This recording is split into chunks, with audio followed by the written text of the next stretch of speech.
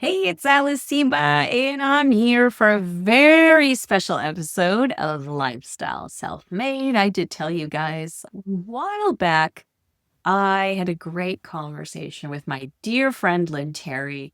Many of our listeners know her as an incredibly successful entrepreneur and inspiring woman all around who has been dealing with severe effects of long COVID, neurological issues, and so has had a lot of struggles in the past few years. But we got together and we had this really long, incredible conversation. It was more to catch up, but I also recorded it because I knew we want to put an episode together. So I really loved the conversation. We talked about business, we talked about relationships, all kinds of things. And so I actually struggled pulling out the information for the episode because we talked about everything and we meandered everywhere. But I think I came up with something really great for you. And it's about appreciating the gifts of your relationships and really supporting the people who love you and allowing the people who love you to support you back, which sometimes we struggle with. And with Lynn's health issues, where she struggled to do day-to-day things for a long time and still does struggle in a lot of ways, she had to learn to let go. That's a thing that a lot of us have trouble with. So I hope you enjoy this episode. It is an excerpt from a longer conversation, but I think you'll be able to follow along and find some really nice gems for yourself in it. Some of them, though, were gifts. They were gifts from other people that I met that brought out a side of me or experiences that changed me or what have you. Remember when I went through like my phase with high heels? Yes, actually, I do remember. Who could forget that? I miss my I had heels. mine before I met you. Yeah, By the yeah. time I met you, that was done. There's so much fun with that phase. I can't do them in my condition now. That's going to have to be like one of the next fun things I do is find someone to give them to. So I have like European heels. I have all the fun heels. Yeah.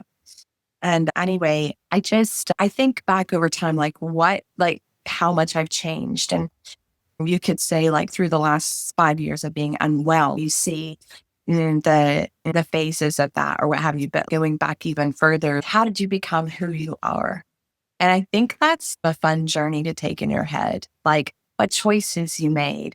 So all of us have made choices maybe that weren't the best or whatever, but you don't want to go down that path. But even though I would say some of the hardest things that I ever went through, transitions, turning points in my life that brought me to the place that I am. So like even like some of the things you wouldn't wish on anybody else necessarily have made me stronger or made me choose to do this or change the course of this path or what have you. You would agree with that? Yeah, for sure. And did you tell us, you said something about gifts. Did we get gifts from other people or was that the shoes or did I? No, I bought the shoes myself. So what gifts from other people you said that helped you realize who you were? Do you remember? Yeah. Yeah. So I hesitated to share the whole story, but let's go. Gifts from other people would be like seeing yourself the way that they see you. One. So I used to be very meek. I was the mousy kind of sit in the corner while everybody was dancing at my school reunion. I was quiet. I was just a very quiet person. And so people who knew me back then to see me like speaking on stage somewhere or see a picture of that on Facebook, because it used to be just us at first, and then it became a household thing. And I had a cousin of mine said, "Who are you?" Because they were seeing these things I was doing on Facebook. But I remember when that happened, it was seeing myself through the eyes of someone else who had really put me up on a pedestal. And this was a personal person in my life. And the way that he treated me, some people will know or can guess who that was, but I didn't date since my divorce. I've been divorced 25 years now, almost 26.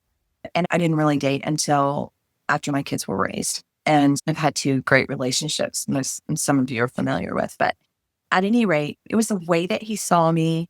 It was a completely different experience in my life.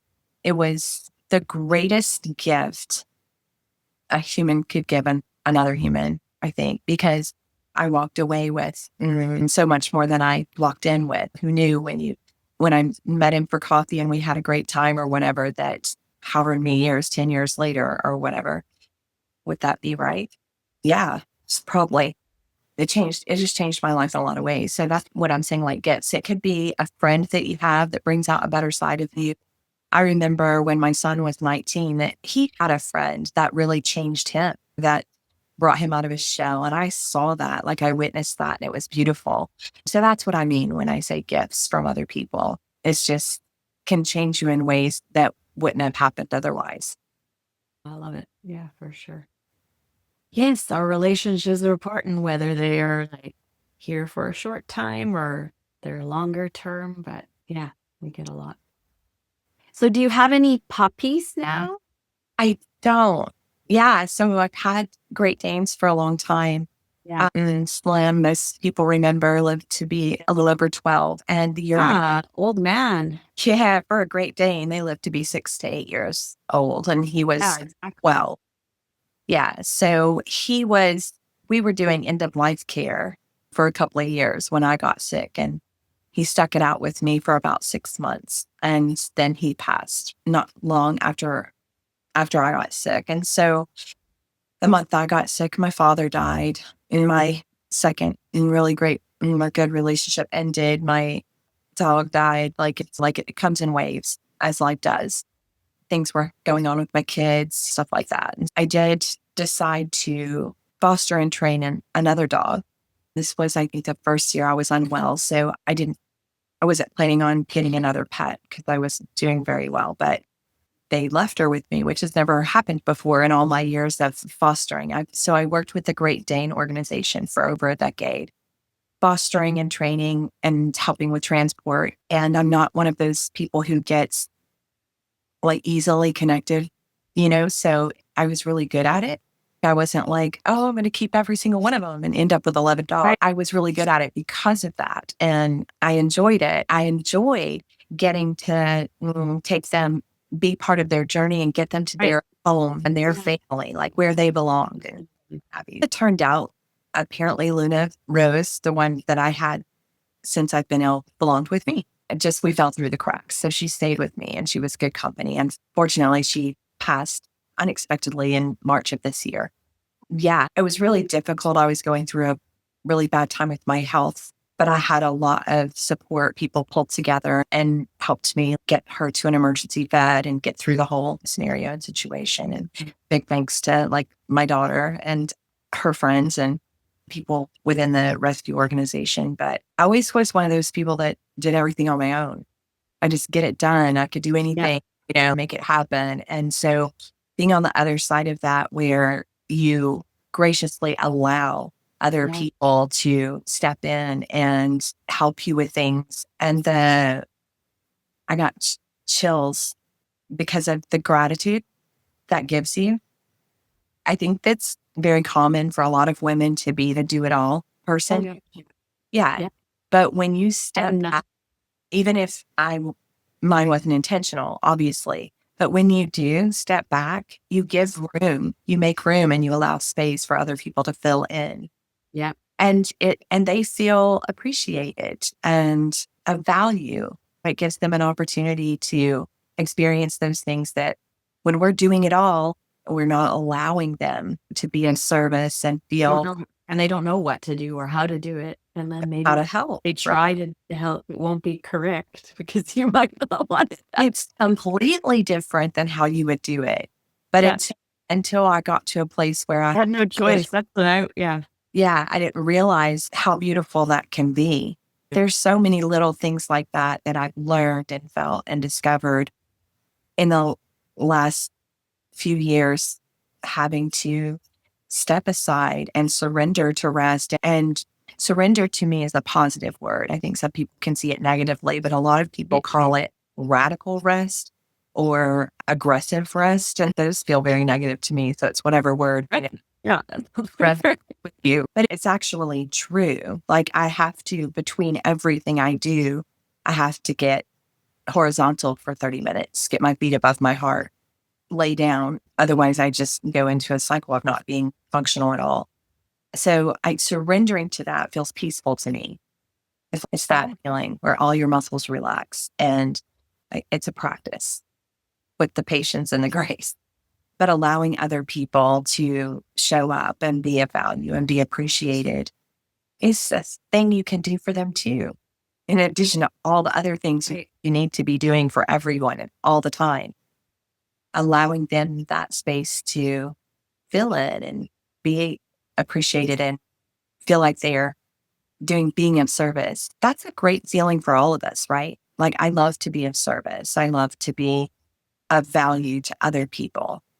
I love to help when I can, for example, open the door for someone that can't, whatever. We all love that feeling, but we need to step back and allow others the opportunity to do it and feel that as well. It's absolutely, yeah. Yeah, I think my mom was my teacher, so I had trouble with it. She still has troubles with it. But I like really tried to, let a lot of that go and try, because I found myself so frustrated in my house. I was doing everything. You guys don't do anything. You get upset when we don't do it right and we don't know how to do it or whatever. And I'm like, oh yeah, this is my fault. Because I decided I was going to do everything because I do it the right way. Yeah, I had two rules in my household, and they still apply if I have house guests or company or what have you. So I have two rules. Let me not forget them. First rule is leave no evidence. If you get up in the middle of the night and eat all the Oreos, make sure to hide the evidence. Don't leave crumbs. Don't leave wrappers. Don't leave evidence. That's rule number one. I'm not going to get up. I'm not going to get upset about it anyway. It's just like having to clean up. But then nobody have to, nobody, But also that doesn't mean leave the milk carton empty and put it back in the refrigerator. That, oh gosh. no, but she didn't really have any hard rules. The second one is if someone else is going to do it, I'm just going to appreciate that it's done, regardless of how it's done. Yeah, I had a housekeeper for years. I don't anymore, but she didn't load my dishwasher the same way that I did. I know that's such a silly thing, though. Now, what I'm going through in my life, I look back at that and I'm like, that's so insignificant. Why was it such a big deal? Who even cares? So why do we even let things like that upset us when it's just, if the dishwasher, you still need to put more dishes in it and she did it wrong in the first place, it makes you difficult for you to finish it. And then you can just rearrange it and be right fine. And get on. But given what I'm going through now, I look at things like that things that were a big deal to me before seem so insignificant. Yeah. Like the fact that I blew my dishwasher up last week, actually. So I've got an electrician in, sparks, smoke and all. It's blown. But what was the point I was going to make? But at this point, if somebody came in and did my dishes, I don't think I would care how they did them. That's just so far removed from my current list of worries or what have you that, I was just thinking about Vera. Oh, yeah. Yeah. And she's doing so much, so many things right now that are bringing her that. The passion, art classes and stuff. She's teaching art classes. But the reason I brought her up was because I had a flower arranging party that we had at my house, and everyone just came and they put their things together. And so before she left, she said to me, she says, can I do the dishes for you? She says, I don't mind. I can stay. I'll do the dishes. And I told her it was okay. And then after she left, I totally regretted it. I'm like, why didn't I just let her? Because it would have made her happy. And also, then I'm done. I wouldn't have had to do the dishes. Like what lovely was that she offered, and how did I said no. So I told her after too. I said, I actually wish it said yeah. Yeah, because I'll say yes. It gives people the opportunity to be of service, Yeah. to feel valued, to do something that brings them joy to do for others. But when we do, we have a habit of doing that. I think it's a habit that we think that we're doing them a favor by letting them off the hook. Whereas we're really doing them a favor when we allow them the space to feel good about doing something kind for people they care about. But what she did was really cool too, is because she was very specific, right? She didn't say, do you need us to help you with something or whatever? She said, can I do the dishes? She said a very specific thing, which is Yes. smart to do because a lot of people, yeah, who don't want to get help, you've asked them like, "Well, what can I do for you?" And you'll be like, "I don't know," but she came with this specific thing, and I'm going to use that as well. That to do something. It was very kind to still think about it. Yeah. Yeah, so she did it well. The way she asked it, she did it. These are things though that are new for us that we have to practice. Yeah. Like allowing people that opportunity instead of thinking we're doing for everybody. And then there's some resentment or some negativity associated with that. Yeah. If you feel unappreciated or this or that. But really I think the thing we can do best is step back and allow everyone to do things with you and for you and to do them in their own way. All right, it's Alice again, and I hope you enjoyed that just as much as I did. It was really nice to go back and listen to that after. It's been a couple months since Lynn and I spoke. And let me know what you think. What are the gifts what are the gifts you've received from others, and how are you serving others, and how are you allowing them to serve you, or what lessons have you learned in that? Be sure to check out the show notes. I will put where you can catch up with Lynn and see what she's up to. And until next time, I hope you have a wonderful day.